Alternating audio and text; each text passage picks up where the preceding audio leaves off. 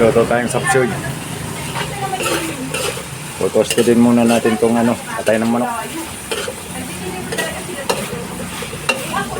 Saan natin ikikisa yung sangkap niya. Sarap sa atay pag toasted.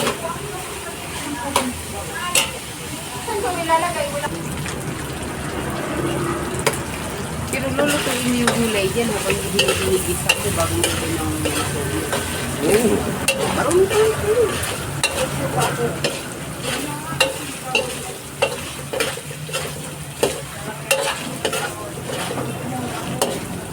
Kaya guys, tostado na to. Tatanggalin muna natin siya.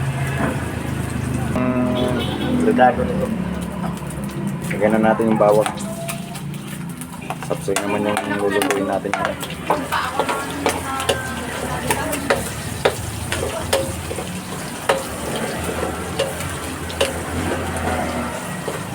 Tapos yung sibuyas.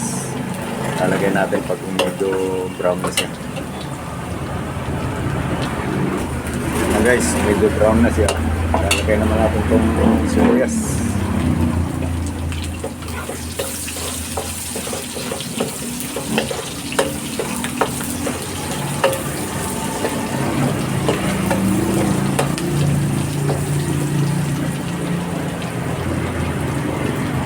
Saka ilalagay na natin itong gulay niya.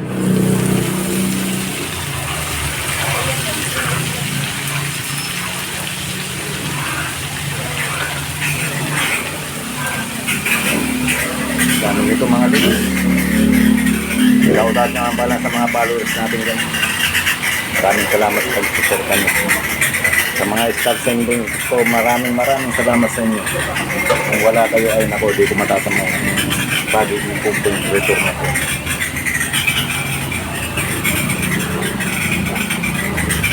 Maraming salamat sa mga suporta nyo. Sana palagi yung suporta ng Ma'am Jo.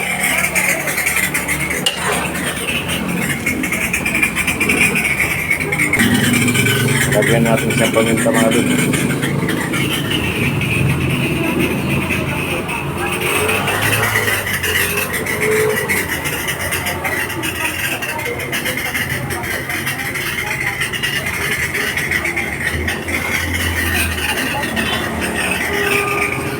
Pusadoin natin. Pindan muna natin ma-prito-prito ng konti yung gulay natin. Ayan dos, yan lang natin ng konti pa to. Mga 15 minutes siguro. Or 10 minutes. Ayan lang natin siyang magtubig mga guys. Pagigisa ng sapsoy natin.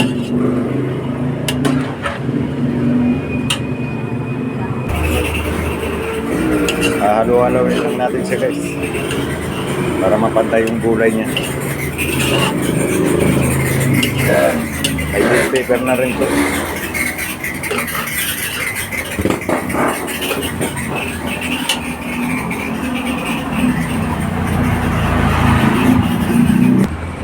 Lalagyan natin siya guys ng lorky chicken.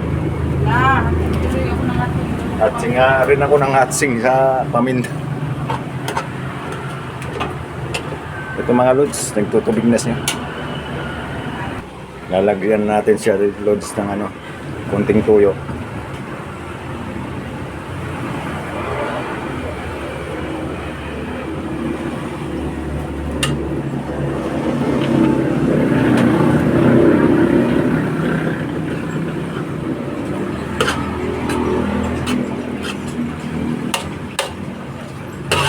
Ay, lalagay na natin yung prinito natin kaninang atay ng manok.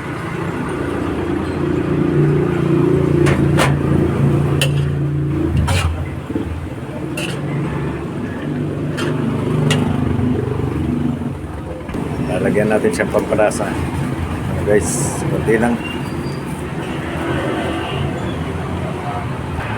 Lalagyan natin siya ng konting sabaw. Konting tubig lang mga lods. Maganda rin kasi sa sapsoy yung medyo may sabaw siya.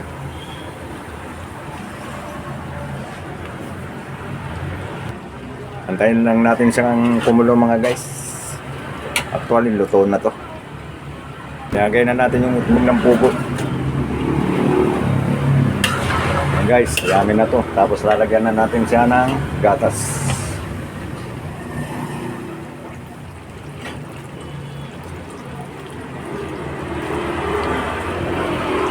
Luto na to mga guys.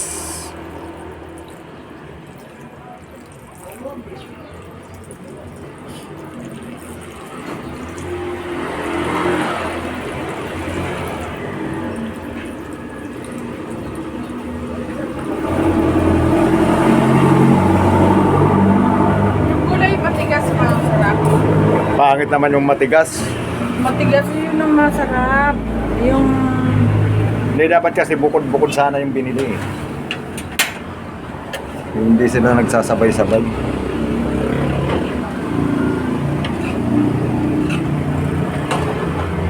Tikman mo.